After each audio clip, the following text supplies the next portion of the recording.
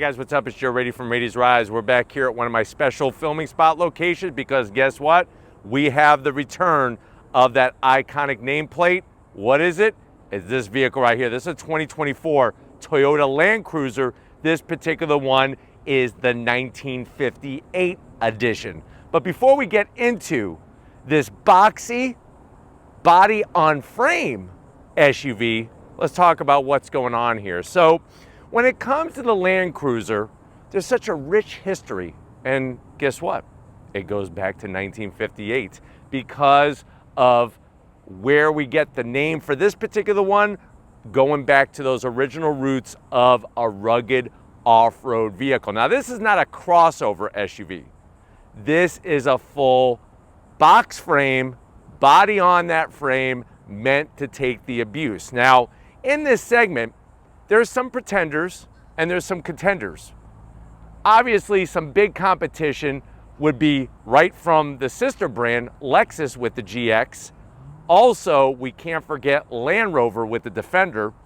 And we could even throw in there a Bronco, especially something like a Bronco Wildtrak, and make it a four-door. But what I want to find out is, if you're looking for the best new real deal off-road cred SUV, is the Land Cruiser, especially this 1958 edition, is this the way to go over the competition? Let's go ahead, let's dive into ours and find out. Right off the bat, I love that boxy style. It just really shows that connection to the past. And really, I feel like today, the boxy style is obviously making a huge comeback. At the front of the business, when you go 1958 edition, you're gonna get the old school round Land Cruiser headlight. So you have your LED daytime running lamp, LED projector beam headlight. I like the way they brought that metallic silver into the cove there of the headlight housing. You're gonna have those traditional rectangular shaped turn signals, projector LED beam fog lamps, and we have real deal functional air curtains in the bumper. The whole bumper area on the 58 is gonna be that flat black plastic because that's gonna take the beating, that's gonna take all the abuse, and if it was all pretty painted, it would get scratched up a lot easier. Now, as we come across the Heritage grille, Toyota badging, Heritage, whenever you see it spelled out, the name Toyota spelled out, that's the Heritage badge, with that egg crate style grille, flat black. And one of the things I'm gonna have to zonk is there's no forward-facing camera on this 1958 edition. I feel like something that involves you going off-road, whether it's heavy or light off-roading, you need to have some type of forward-facing camera. And to be fair, this trim is your entryway into the Land Cruiser family. This is not a top trim, but like I said, I think all Land Cruisers should have a forward-facing camera. Now, as we drop down, more of that flat black, all functionality with our egg crate grille. And then underneath, you're gonna notice some steel plate protection. This has a couple Toyota accessories. And there are a plethora of accessories for this Land Cruiser you could get right from your Toyota dealership.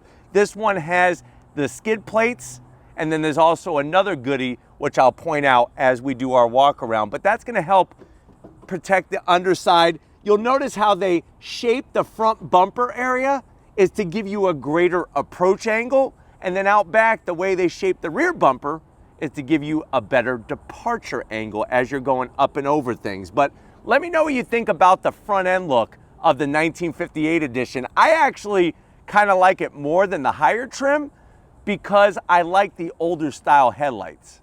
Now, as we rise up, big broad hood, simple indentation in the center. And what I think is so smart is that instead of it coming flat out, it's got that curve. Not only does it look good, but it's also there to help you see past the front end of the vehicle as you're going down the road or going down the off-road. Now, as we swing it around wide, look at the way they flare out that front fender.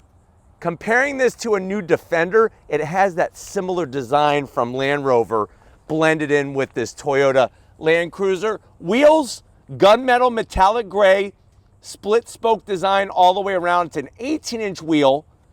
Tires are 245 on the width, 70 series sidewall. And one of the things I can't understand is why these don't have any kind of sidewall protection. If this is an off-road spec vehicle, why is there no protection in the sidewall? So that to me is a big zonk. But I'm gonna have Steven kind of swing in and show you all the great suspension work that they've done. Control arms, springs, shocks. And then of course we're sitting on an all new TNGAF steel box frame that's gonna help take that abuse. Nice and strong, bulletproof. Love the way they did the plastic cladding around the fender opening. It actually has a nice shape to it, and it's not too much cladding. Let me know how you feel about the cladding. Coming down the side of the vehicle, what's interesting is you do get power folding mirrors on the flat black side mirrors, and you do have LED turn signals built in. They put a little bit of flat black to split that A-pillar, and there's a large amount of flat black, which I'm okay with in this area, because if you look at a GX, if you look at a Defender from Land Rover, this is all gloss black, and I think that's too much gloss black. Up top, there's our other accessory. This one has that cargo roof rack system from Toyota. Love the nice powder coated finish, and it just gives it that little extra chef's kiss, that style to make it say, hey, I am a Land Cruiser and I'm ready to go for an adventure. Now, when it comes to the side of the vehicle, you do have gloss black on the door handles, and then you have the flat black along the side skirt. But what's great is look at all that ground clearance. I mean, we're talking about over 9 inches of ground clearance underneath that vehicle. Coming towards the rear, you got a nice rise. Everything flat black. Good size on the quarter window. And then as we swing it around back, which I'm sweating all over the place, but hey, the show must go on. Nice long roof spoiler. Wish they would have got rid of this and put this underneath here. That would have cleaned it all up. So I am gonna have to zonk that wiper. Just, I don't know, it just sticks out like a big zit. You got your Land Cruiser name in the gloss black, matches nicely with the flat black, the Toyota badge. Of course, underneath the hood, we have the new iForce Max power plant. And then as we work our way down, this cover comes off, and of course you can do full towing, and the whole rear bumper area is flat black, just like the front, to take the beating. But even the way they did the taillights, I like the way they angled them inward. Full LED, look fantastic, especially at night. But why don't we go ahead, let's pop the hood. This says iForce Max. Let's find out what the heck does that mean in this new Land Cruiser. All right, guys, we got that hood popped. You do have a prop rod. Underneath the hood is a spaghetti mess of wires, tubes, hoses, and everything else. That is what a modern engine looks like, especially when it's like ours, which is a hybrid. So gone is the V8. In its place is a 2.4 liter turbocharged inline 4 paired to an electric motor. Power, 326 horsepower, 465 pound-feet of torque. It is mated to an 8-speed automatic transmission. You do have full-time 4-wheel drive with those 2-speed transfer cases. MPGs, 22 in the city, 25 on the highway, 0 to 60 in about 7.5 seconds. Top speed is governed to 109 miles per hour. What's interesting is to help with reliability, this has the older nickel metal hydride battery, which is actually air-cooled. And then towing, 6,000 pounds towing capacity, and this vehicle weighs 5,639 pounds. So very interesting, the direction that Toyota has gone with this new Land Cruiser. I know a lot of people miss those naturally aspirated V8s, but we got plenty of torque, that's for sure, and 6,000 pound towing capacity. Let's go ahead though, let's fire this up and see it roll.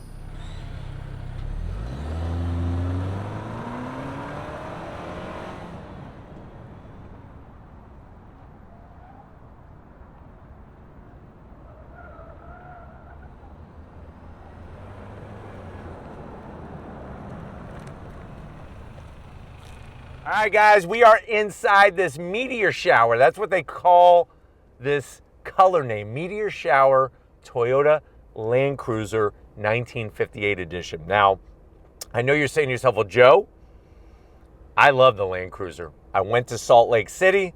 I got to go to the museum there. I love the history with the Land Cruiser. My dad and I are restoring an old 1961 Land Cruiser. But I do need something for daily transportation, and I do like going light off-roading. I'm curious about this particular Land Cruiser. How much is it? Well, let's put it this way. So the previous generation Land Cruiser, especially that Heritage Edition that they had, that was almost $100,000. Yeah, almost $100,000. What they promised with this generation of the Land Cruiser is to have something that was a little bit more palatable when it came to price. So what you're looking at here, remember, this is the entryway into the Land Cruiser family. This one has an MSRP, even with the accessories, the cargo carrier up top, the skid plates, and the rest of the goodies, you're looking at $59,675. Let's see how it compares to the competition for that price. To the door panels. The good news, easy to clean. The better news, no gloss black. The zonk is that it's all hard black plastic, which I get it, because most of the people that are going to be doing overlanding and off-roading, they're going to dirty this thing up and it's just going to be easier to clean. I just wish it had some soft points. Now, the door pocket is on the tighter side, so maybe just 5 Pop-Tarts, make them strawberry for me, and a bottle of Strawberry Quick to wash it down. Now, going from the door panel to the dash, that's not the skid plate, that's the plastic in the dash. So all of this is hard plastic. You got the Land Cruiser name nicely displayed, and then you slide on in. If you don't need all the fancy tech, this one doesn't have it. Optional is a 12.3-inch infotainment system. This is your standard 8-inch. It works just fine. Wireless Apple CarPlay, wireless Android Auto, Sirius XM. I'm going to rock out to 80s on 8, of course. What I do like is how they fill in the gap. Instead of just making it all just look like gloss black, I like the way they put this sort of like ridged area on both sides, just to kind of make it look complete. Working your way down, you do have 3 stages of heated seats, which are nice, and you get a heated steering wheel, and you get dual climate control with these nice toggle switches. Down below, you do have a place for, I would say, 3 king-size 3 Musketeers, and to match that, you have 3 USB-Cs. This is going to control your 8-speed automatic. I'm going to slide out of the way for Steven so that we could show you the mode selector knob. I'll show you that when you come to the business side, what it does on your dash. You got your different drive modes. You have, of course, crawl control, hill descent. You can lock the center diff. You can lock the rear diff. And this is how you go from 4 high to 4 low. 2 cup holders. Here's some soft material. I wish they would have put some of this on the freaking door panel. Open it up. Wow, that's actually a pretty good size. So you could easily fit, I would say, probably about 52 G.I. Joe guys in there. Put Snake Eyes, Cobra Commander, Destro. I used to love Destro with his chrome dome. I remember I used to have the Hiss tank and the Dragonfly helicopter. One thing I never got, no matter how much I begged my parents, was the G.I. Joe's aircraft carrier. I had a friend that lived down the street, Brian, from me, and he was a spoiled prick, and his parents got him the aircraft carrier. Seats, cloth, but what I like about them is that they look like the seats and the cloth from the original Land Cruiser, so that's really cool, very durable. Manual controls for the passenger, manual controls for the driver. If you're wanting a sunroof, you're not getting it on this one, but you are getting plenty of freaking room for your chrome dome if you're Destro driving one of these Land Cruiser 1958 editions. But why don't you come over here to the business end? I want to show you behind the wheel with the Heritage badge in this Land Cruiser. All right, guys, business time behind the wheel. There's those same manual seat controls. as you find the passenger side. What I like about these, I like these better than the wheels. You know, some of the different OEMs use those wheels to adjust the seats. It's like you keep, this, it really is very responsive. You could go up, you could go down. There you go. Lots of room. I'm 6 feet tall. Steering wheel, they actually put some leather on the wheel, which is nice. Do like the Heritage badge, flat black on all the switchgear, and you are going to get the Toyota Sensing 3.0 Plus with this Land Cruiser. One thing I always want to point out if I see it is the electric trailer disconnect, which is nice. Manual tilting and telescoping wheel. And then you have that digital gauge cluster, 8 inches. Of course, if you go higher trim, you could get a 12.3. Here's your different modes. They keep it simple: sport, normal, eco. And that really allows you to be able to have the personality you want of each of the different modes when it comes to behavior with the engine and the transmission and everything. But it's real large and legible, and it's easy to get to everything in here, so I do appreciate that. Let's get in the back seat though and see if your passengers are going to be happy that you went 1958. All right guys, back seat time. There is no mid-row in here. I don't know what I was thinking, but would you want a Land Cruiser with a third row? Maybe. But anyways, back seat time. Lots of room back here. I'm really digging the seats. I don't know why. I'm not a big cloth interior guy, but it just works in here. Now, what's great about the seats is that, of course, they recline a little bit, which is nice. And then they kind of just have enough cushion for the pushing of the body back here. Backs of the seats, full cloth. You do get large pockets. You can easily put the Jumanji game back here. Now, just be careful. If you play, my advice is if you play Jumanji, play it when you're parked, because you know all the terrible things that happen, right? The animals come out. You don't want the animals to come out when you're driving down the road. At least if you're stationary, you have a chance to hopefully have the monsters go somewhere else. But your Jumanji game, back here we do have our AC controls. Very nice digital display. You're gonna get a 12 volt. And 2 USB-Cs, which is great. And if I could close those, your AC vents are actually located up high. And it's good that they put an oh crap handle for your passenger. Plus it helps them pull themselves in to the Land Cruiser. Is there a center armrest? Of course there is. Not too bad. 2 cup holders.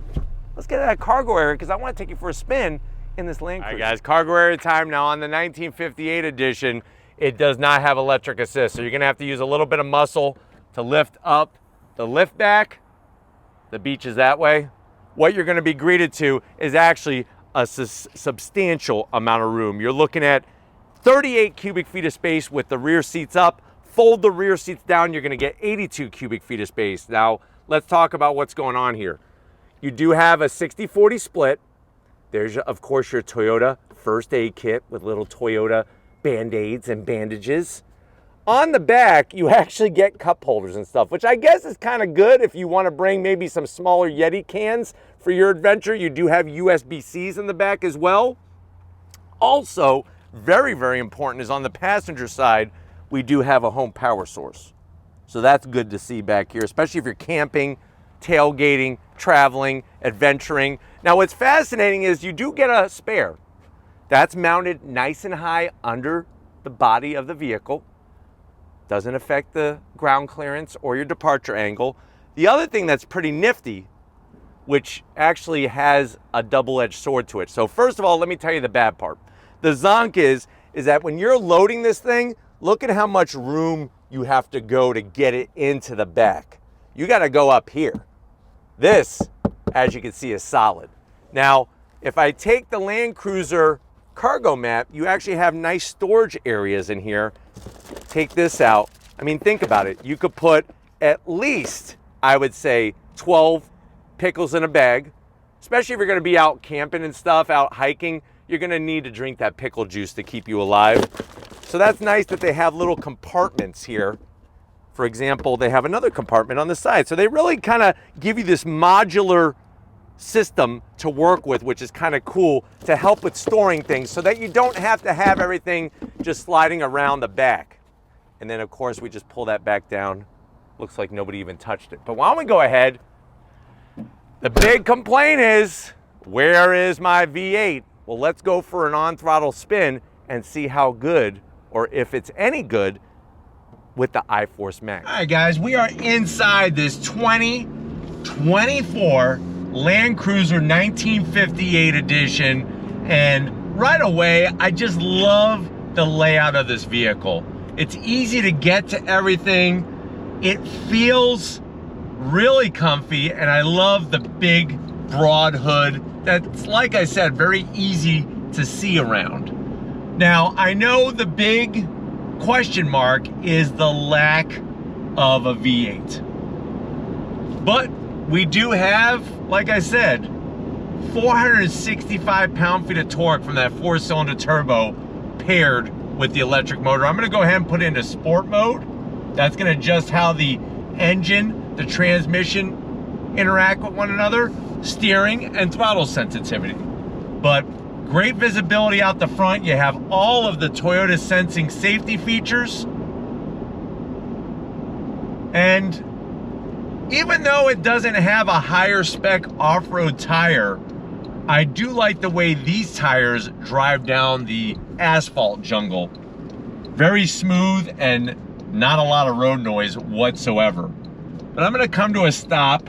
Nobody's behind us, so that's good. We're gonna go on throttle. On throttle, here we go. Nice shifts from the 8-speed automatic.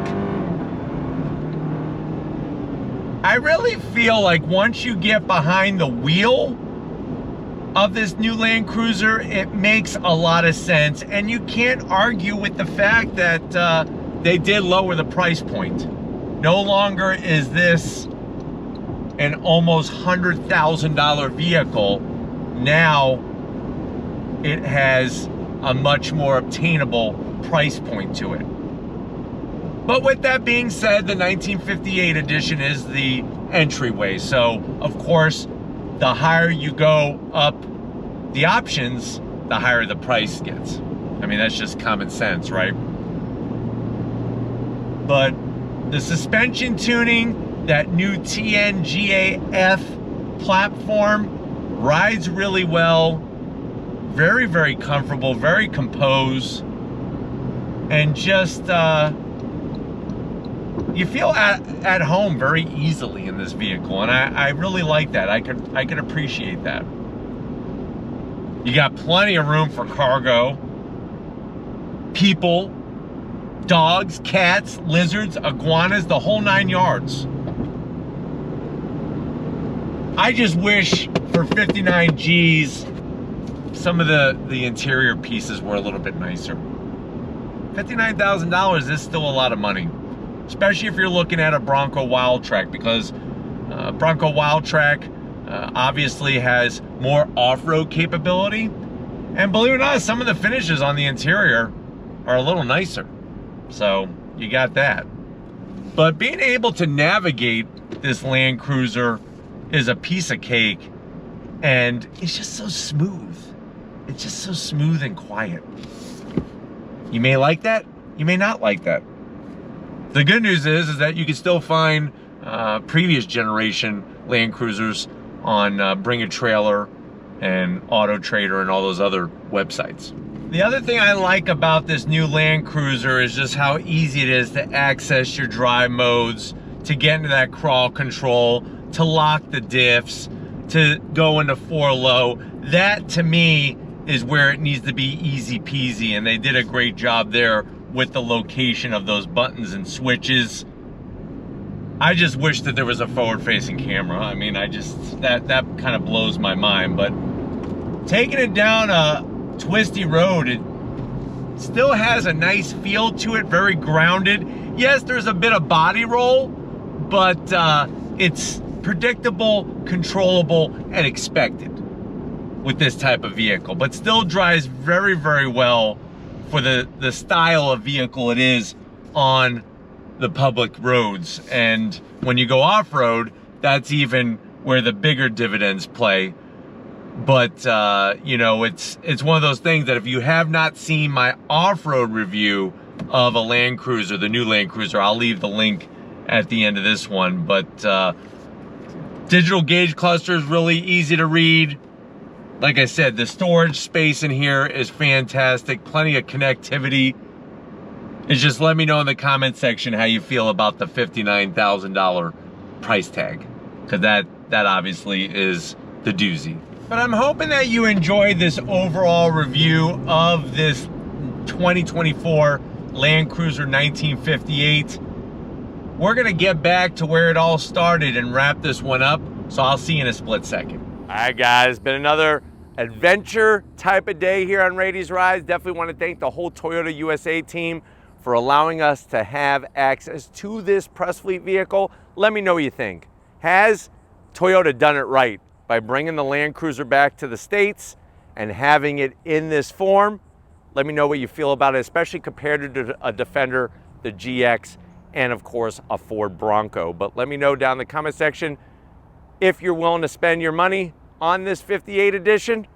But until then, if you're new to the channel and you're on your way out, hit that subscribe button. I promise you it's worthwhile. Come back for more.